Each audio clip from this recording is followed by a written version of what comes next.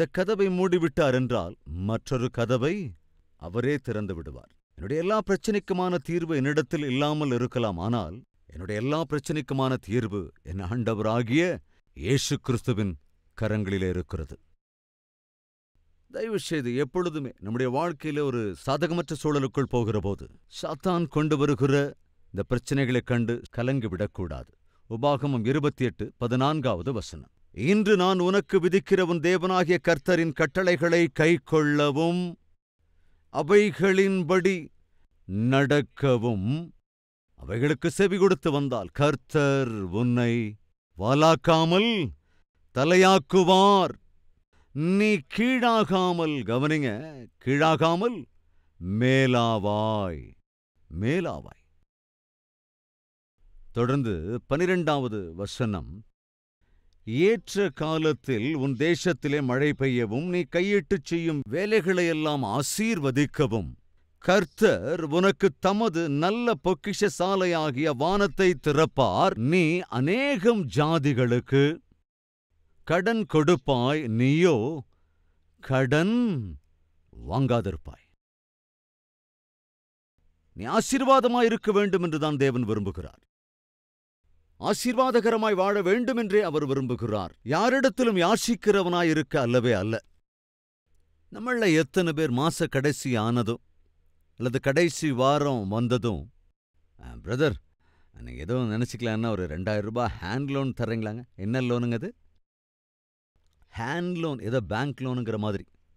Housing loan, vehicle loan இதெல்லாம் இருக்கு இல்லைங்களா? இந்த மாதிரி ஹேண்ட் லோன் அப்படின்னா ஹேண்டுன்னா கை, லோனுன்னா கடன். எவ்வளோ அழகா டிரான்ஸ்லேஷன். கையுதவி. இந்த கையுதவிக்கு இங்கிலீஷில் அவங்க வச்ச பேரு ஹேண்ட் லோன். மாச கடைசி வரும்போது நம்மள எத்தனை பேர் இந்த ஹேண்ட் லோன், பிரதர் ஒரு 500 ரூபாய் தரீங்களா? ஒரு 5000 இருந்தா கொடுக்குறீங்களா?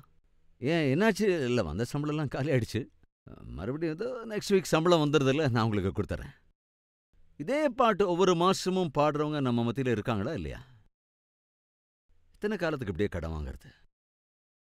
தேவன் சொல்லுகிறார், நான் சொன்னபடி நீங்கள் செய்யுங்கள், நான் சொன்னபடி நீங்கள் வாழுங்கள், உங்களை கடன் கொடுக்கிறவர்களாய் நான் செய்கிறேன். வானத்து பலகனிகளை திறந்து வானத்திலே உங்களுக்காக நான் வைத்திருக்கிற பொக்கிஷத்தை நான் உங்களுக்கு தருகிறேன். நீங்க செய்ய வேண்டியதுன்னு நான் சொன்ன மாதிரி செய்யுங்க போதும். இது நம் வாழ்க்கையிலே நாம் கடனாளி ஆவதற்கு முக்கிய காரணம் தேவன் சொன்னபடி நாம் செய்யாததுதான். மனிதர்கள் சொன்னபடி கேட்டு நாம் செய்கிறோம். நம்முடைய வாழ்க்கையில சாதாரணமா நாம் செலவழிக்கிற பணம் என்பதை 2 வழிகளிலே நாம் செலவிடுவோம். ஒன்று நம்முடைய தேவைகளை தீர்க்கிறதற்கு, இரண்டாவது நம்முடைய ஆசைகளை தீர்த்துக் கொள்வதற்கு. நான் சொல்றது புரியுதாங்க? ஒன்று அவசியத்தை தீர்த்துக் கொள்வதற்கு, அடுத்தது ஆசையை தீர்த்துக் கொள்வதற்கு. அரிசி வாங்கிறது அவசியம், அது கட்டாயம் வேணும். வீட்டுக்கு தேவையான மளிகை பொருட்கள் இவைகள் எல்லாவற்றையும் நாம் வாங்குவது அவசியம். இது அவசியமானவை. தேவன் இப்படிப்பட்ட அவசியத்தை தீர்ப்பாரே தவிர ஆசைகளை தீர்க்க மாட்டார். அதாவது ஆசைனா பிறரை பார்த்து நமக்குள் உருவாகிறது ஆசைகள். அவசியம் என்றால் உன் வாழ்க்கையில கட்டாயம் தேவையான தேவை. சாப்பிடுவது அவசியம். வெத்தலை சாப்பிடணும்னு இருக்கும், அது ஆசை. தண்ணி குடிப்பது அவசியம். கூல்ட்ரிங்க் குடிக்கணுங்கிறது ஆசை. அடுத்தானங்க? சோ புரியுதா? அவசியம் என்பது வேறு, ஆசைகள் வேறு. இன்று அநேகர் தங்கள் வாழ்க்கையில கடன் வாங்குவதற்கு காரணம் அவசியத்தினால் அல்ல. மகனை படிக்க வைக்கணும், அது அவசியம். ரஷ்யாவில தான் படிக்க வைக்கணும், உக்ரைன்ல தான் படிக்க வைக்கணும், அமெரிக்காவில தான் படிக்க வைக்கணும். ஏன் அண்ணா யூனிவர்சிட்டியில் படிக்க வைக்கக்கூடாதா? ஏன் பாரதியார் யூனிவர்சிட்டியில் படிக்க வைக்கக்கூடாதா? பெரியார் யூனிவர்சிட்டியில் படிக்க வைக்கக்கூடாதா? இங்கே நேர்த்தியாக இருக்கிற எவ்வளவோ யூனிவர்சிட்டி, அதில் படிக்க வைக்கக்கூடாதா? ஏன் அமெரிக்காவிலேயே படிக்க வைக்கணும்? அது ஆசை. அன்பு சகோதர சகோதரிகளே, உன்னதமான படிப்பை விரும்புவது, உன்னதமான ஸ்தானத்தை அடைய விரும்புவது எந்த தந்தைக்கும் எந்த தாய்க்கும் ஆசை இருக்கும். ஆனால் தகுதிக்கு மீறி ஆசை வைப்பது தான், கவனிங்க, அது கட்டாயமா கொஞ்சம் நமக்கு மனோரீதியான பிரச்சனைகளை, சரீர பிரகாரமான கஷ்டங்களை கொண்டு வந்துவிடும் என்பதை மறந்துவிடவே கூடாது. தகுதிக்கு மீறி ஆசைப்படவே கூடாது, மறந்துடவும் கூடாது.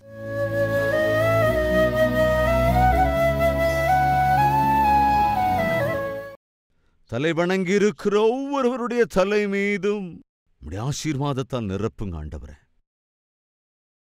பொருளாதார பிரச்சனைகளிலிருந்து, கடன்களிலிருந்து சீக்கிரம் விடுவீங்கப்பா. ஏதோ ஒரு அற்புதம் நடந்தாலே ஒழிய இந்த கடன்கள் தீராதையா. அந்த அற்புதத்தை இன்றே நீர் ஆரம்பிக்கிறதற்காக உமக்கு கோடான கோடி நன்றிகளை ஏறெடுக்கிறோம், துதிக்கிறோம், ஸ்தோத்திரிக்கிறோம். நன்றி ராஜா, நன்றி ஐயா. யாரிடமும் சொல்லிக்கொள்ள முடியாத பிரச்சனையாக இருந்தாலும் இவைகளுக்காகவெல்லாம் விண்ணப்பம் செய்கிறார்களோ அந்த விண்ணப்பங்களுக்கு அற்புதங்களை இந்த வாரத்திலேயே கண்களால் காண்கிற பாக்கியத்தை அருளிச் செய்யுங்க ஆண்டவரே. கிரியேட் செய்யுங்க ஆண்டவரே. அற்புதத்தை செய்யுங்க. அனாவசியமான ஆசைகளை நிறைவேற்ற வேண்டும் என்று அல்ல, இருக்கிற தேவைகளை எங்களுக்காக சந்திங்க.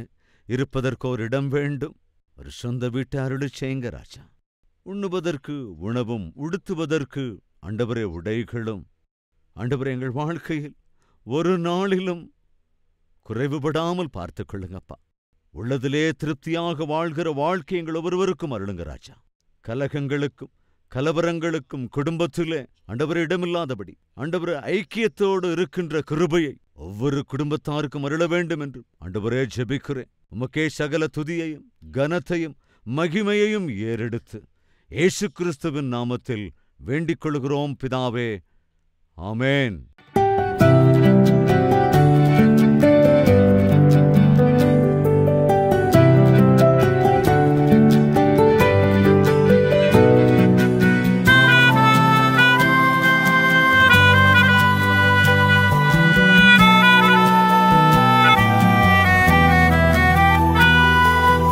சுருக்கமான தேவ செய்தி உங்களுக்கு ஆசீர்வாதமாக இருந்திருக்கும் என்றால் லைக் செய்யுங்கள். அதேபோல சப்ஸ்கிரைப் செய்யுங்கள். அதோடு கூட உங்களுடைய கமெண்ட்டையும் எழுதி 10 பேருக்கு ஷேர் செய்ய வேண்டும் என்று அன்போடு கேட்டுக்கொண்டு நாளை மறுபடியும் சந்திக்கலாம். ஷலோம்.